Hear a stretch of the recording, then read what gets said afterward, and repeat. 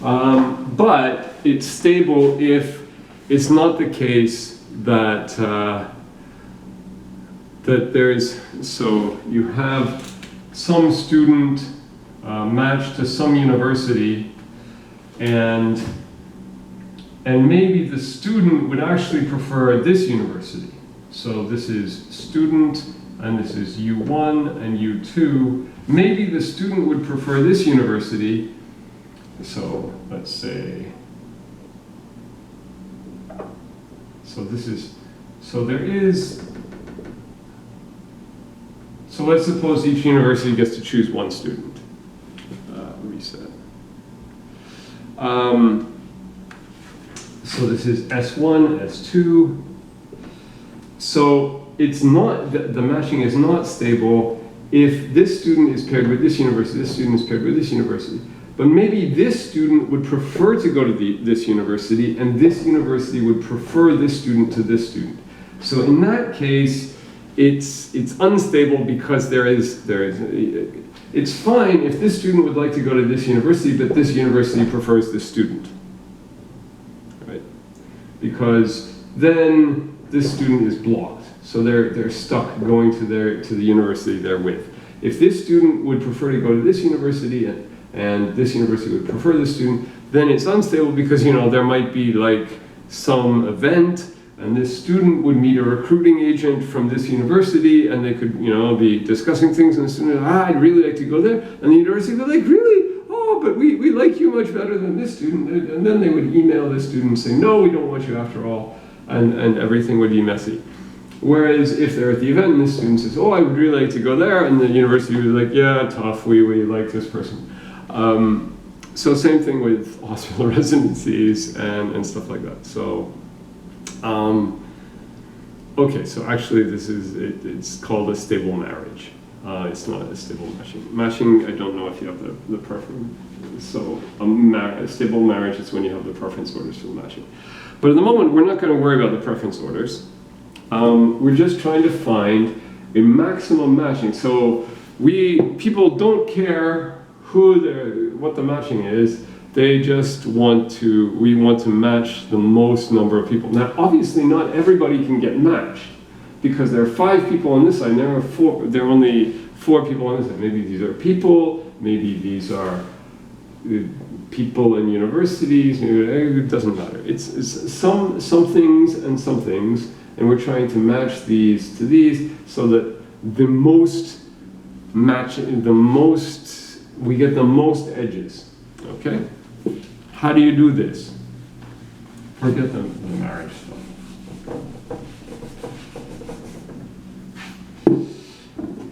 Well, okay, so why am I showing you this? Because there is a way to do it using maximum flows. You put a graph here, you put a vertex here, you put a vertex here.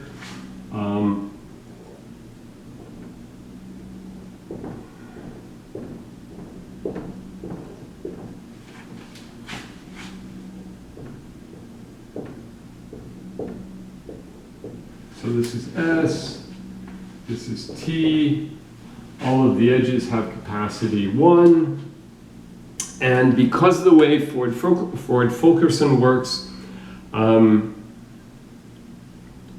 if there are integer capacities and you start with all the flows 0, then you can't ever get a fractional flow across an edge. So everything will be integer, so it will always be, so this is out of 1, out of 1, out of 1, out of 1, out of 1, and these are all 1s, and these are out of 1, out of 1, out of 1, out of 1. Yeah, that was it. So if we start with, so we find a flow, so it's going to be a binary flow. All of the flow across each edge is going to be 0 or 1. So we can say, let's just do this. Let's choose this edge, this edge, this edge, So this is 1, 1, 1. And then this edge, this edge, this edge, 1, 1, 1. And then let's choose, now we can't go here, because if we go here, this can only go here, and this is capacity 1. Right? So this is what's sort of enforcing our restriction, that we're only matching up 1 and 1. You can't have sort of 1 and this one gets 2. Okay, so don't think of it like universities can get more than 1 student. You can do a generalized version of this where these can be larger, and then you can say, okay, the university gets to accept 500 people, and then you're trying to say to get a maximum flow where this can have a higher degree. So there are versions of this problem, but let's just go with this. So if we took this edge in the flow, we can't take this edge. We can't take this vertex. So we're going to take this one, and this one, and this one. So this is 1, 1, 1. And yes, we can do this one, and this one, and this one. And, oh, so this is actually, okay, so let's not add that, because that would actually get a flow of size 4, which, because this is of size 4, we can't get more than that. Here is a cut of total capacity 4, so we know that the max flow is 4. So if we didn't notice this path and we just took these, and then we built the residual, there would be a path from S to T. It would go from here to here to here to here. And we would find an augmenting path, and we would add that flow, and we would get a maximum flow. And the maximum flow gives us a maximum matching. It's very easy, by the way, to find something called a maximal matching, because a maximal is just one where you can't keep what you've got and add more and make it bigger. A maximum is where there is no larger one. So a maximal could be like you do something stupid, and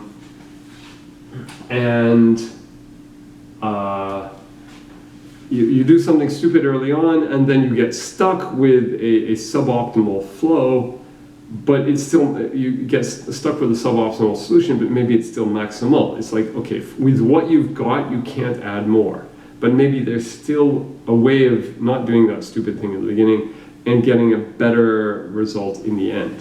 So the optimal is maximum, and then if you get stuck early, it's called. So the maximum one is also maximal, but not vice versa. This gets confusing, and people aren't consistent with how they use the terminology, but that's life. So now in the remaining 15 minutes, so you can do a lot of stuff with flows. I have a friend who's basically built his entire career around flows. And he got the ERC starter grant a couple of years ago, Alex Tomescu at the University of Helsinki. And that's like $2 million, 2.5 maybe. Oh, it's 2 million euros. So it's like $3 million Canadian. And he loves flows. Different kinds of flows. So this is sort of the simple kind where you just have a capacity and you can't go over it. And then there are other kinds where you're like, okay, this is actually, the capacity is actually the desired amount, and you want to deviate as little as possible from that. If you really, there's not that much about flows in the book, but if you want stuff about flows, there's lots. But not now. Now we are going to see we're actually going to see the example of Bellman-Ford. 532.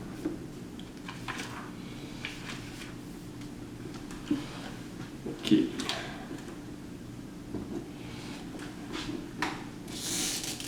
which is in the book anyway, so why am I doing this? But I just felt silly when I went to erase the board afterwards and realized I hadn't actually used, I drew the graph and then I didn't do anything with it. I explained Bellman-Ford and I gave the proof of correctness, but I didn't actually do the example.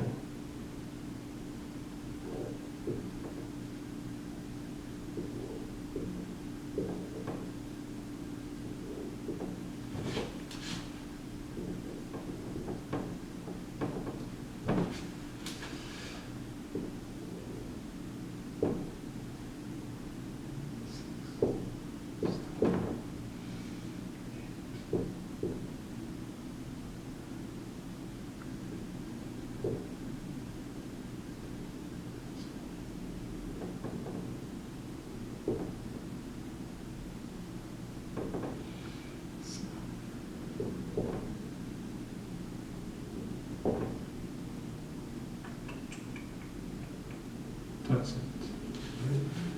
Okay. So, are people still here? 8 people are still here. Is the little camera recording? Yes. Okay, so just to do this, the example quickly. So when you start out, you say, okay, I'm trying to figure out the distance from this to everything else. So this is infinite, infinite, infinite, infinite. Okay? Now, remember Bellman-Ford, what you're going to do is go around and for each edge, you're going to see the distance so for each directed edge that goes from U to V, you're going to look at it and say, okay, the distance at round whatever, the distance to V is at most the distance to U plus the cost of that edge. And then you're going to iterate this n times. Right? And if there is a negative weight, it can handle negative weight edges. If there is a negative weight cycle, then after you're done, you're going to go through and going to check, and there's going to be some, even after n rounds, there's going to be some edge where you've got U and V, and V's cost is still bigger than U plus the cost of the edge. Otherwise, that can't happen. It can be the case that U plus the cost of the edge is bigger than bigger than the distance to V, but not the other way around. Okay, so let's do this. Round 1, fight. Okay, so everybody else is fine, but this edge, this is 0 plus 6 is, we say, okay, at time 1, this is going to get set to 6, and this is going to get set to 7. Okay, and then round 2, and everything else stays the same. Round 2, we go through, and this stays, and 7, this is going to get set to 16, and this is going to get set to 11, and this you could get 6 plus is 14, but it's already 7, so ignore that.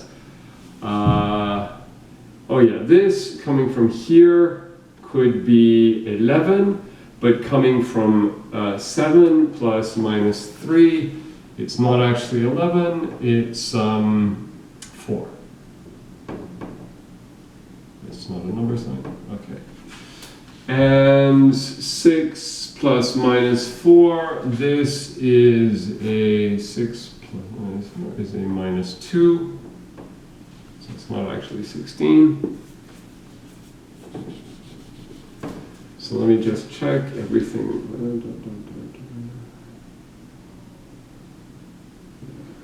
Here, here. Okay. So round 3.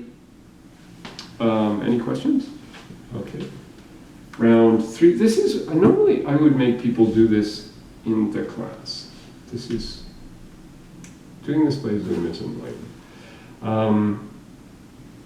Round 3, what do we do? Well, this is 7, so we check all of the edges. For each edge, is there any way we can do better? This is a -2 plus 2 is 0, so this actually, it creates a cycle of weight 0, right? So 6 plus -4, no, 6, this isn't a -2, this is a 2. Why doesn't anybody notice this? You should correct me when I make mistakes. Probably because I'm standing in front of the graph. I should have done that over there.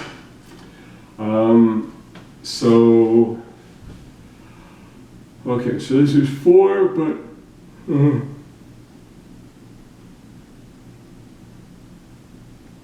all right, so this is 4 minus 2, so now this is 2. 8, that doesn't change anything, so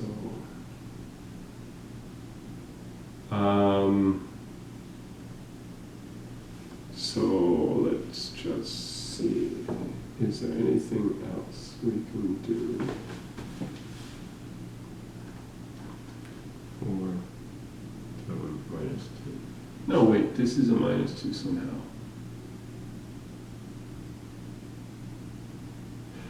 No, this was a 2, and now in the last round we're going to say this is a 2, this is a -4, this is now a -2. Okay,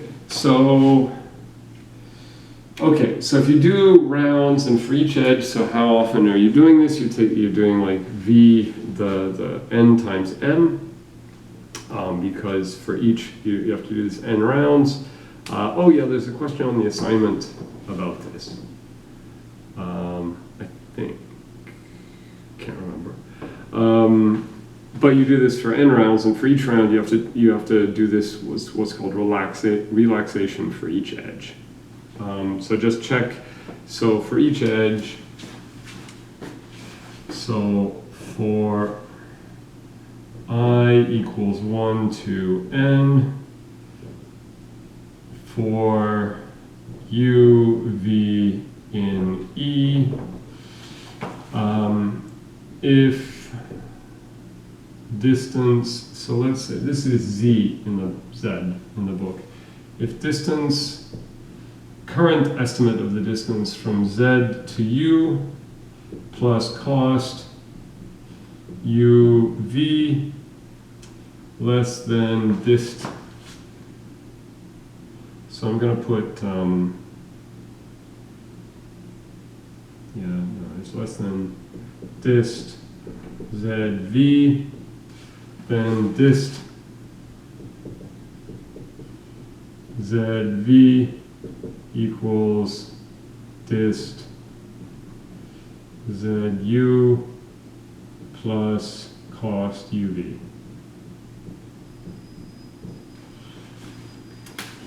And if, and for, and for.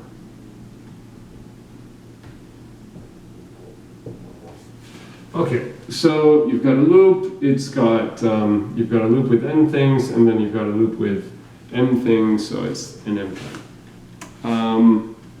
And then at the end, we just go through and check for every edge. 0 plus 6 is bigger than 2. 0 plus 7 is equal to 7.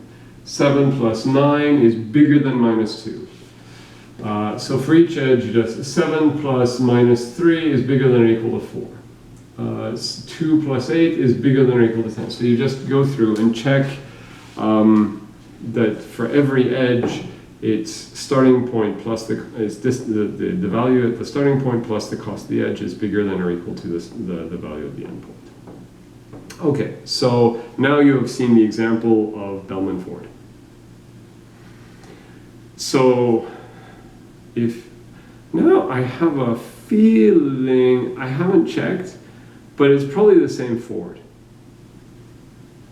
in Bellman Ford and Ford Fulkerson, because like Cook is everywhere, Carp is everywhere, certain people are everywhere in this stuff, and I should check if it's the same Ford, and I should do the correct version for the lecture notes. I should do the correct version of the little example. I should make sure that the example I gave you actually is the best example, the little diamonds that it can take a long time to actually, it would take a long time, but only if you choose your augmenting paths badly. Okay, questions? Everybody now knows and loves network flows. So no, I shouldn't say that. You don't know. You know a little bit about network flows. You have seen network flows. Please don't think that you know everything there is to know about network flows. There is a lot more about network flows. And as I said, you can do a lot of problems that don't look like graph problems with network flows. It's just, it takes a while to get used to converting, so taking a problem and reducing it to a flow problem. That is not easy, and it's not something that I've ever actually been very good at. Like I said, my friend Alex is a master. Me, not so much. Me, not at all. But some people love them. And I mean, I have like one paper with him when we did network flow stuff together. Maybe two. Okay, we're on time. Woo! Are there any questions? So next class, even if I'm not more rested, I should be more excited because we're going to be doing diagonalizations, and that's fun. So that'll be the last class with content, and then I guess the class a week from today will be, I will review everything, or at least I will try. I did it last year. You can actually see the video from last year where I started, I had everything written on the boards that we had covered. And sort of just reminded people of everything that they could see on the final. And it was a lot. And then the class after that is free, so what we can talk about algorithms too. I could tell you what I actually do in my day job, my real day job. This is my day job, but what I did until I got hired to teach. Yeah, okay. This is the teaching bit. This is the bit I'm not so good at. The research bit I think I'm better at. I definitely wasn't hired on the basis of my teaching ability. I think I was hired on the basis of, I mean, I can sort of teach, but maybe I should edit this part of the video out. Anyway, questions? Is anybody there? I will end the recording. If anybody, so you can skip the absolute last class of the course, or if you search it, I have no idea. It sounds cool. It's Dirk Arnold, right?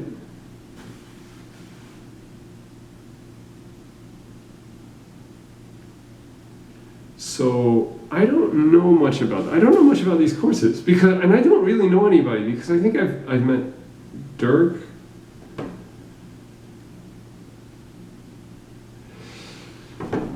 So what people call algorithms 2, I think it's taught by Norbert, and I don't know what the code is. And actually the people I was hiking with were talking about this. So I hear rumors about this. So they're doing, it seems like mostly this algorithms 2 is dealing with NP. So I'm not sure they do so much approximation algorithms. Yeah, actually they must, because they're doing linear programming. Linear programming you usually use for, oh yeah, have people, did people see, yeah, people have seen the reduction on the assignment, that assignment like the absolute last extensions are due tonight. The one where it's the reduction from, I'm going to stop the recording.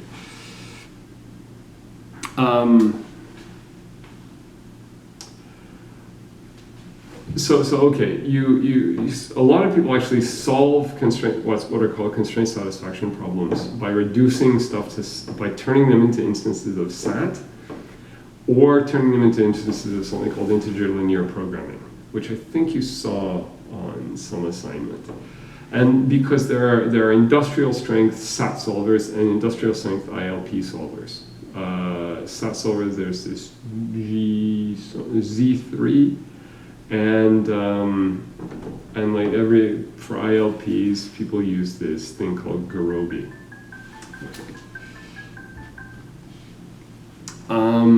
So there, I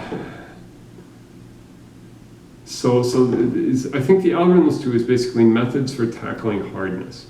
So things like approximation algorithms, linear programming, fixed parameter tractability is a big one. Okay, so we saw something like that. Did we see FP?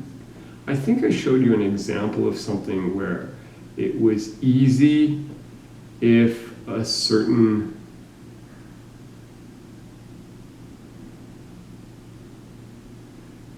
so if FPT, you have to be like the definitions are not hard, but hard to state when we're over time. So yeah, like I mean, you could do an advanced, you could just do more of what we've done, but I don't think that actually happens. You could just dive deeper into certain topics, but I think that actually it's mostly dealing with how to deal with hardness.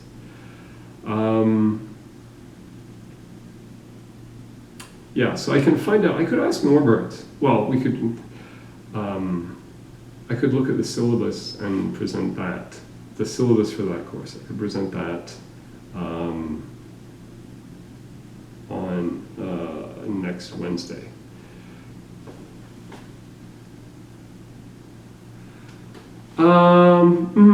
So that's the annoying thing. I was out hiking with these people and they told me that it's actually harder than this course. So does anybody know Ifan? Ifan Wan? So she's really good, and she was saying she thought it was pretty tough. I don't want to dissuade you from doing algorithms too. It's fun. I like this kind of stuff.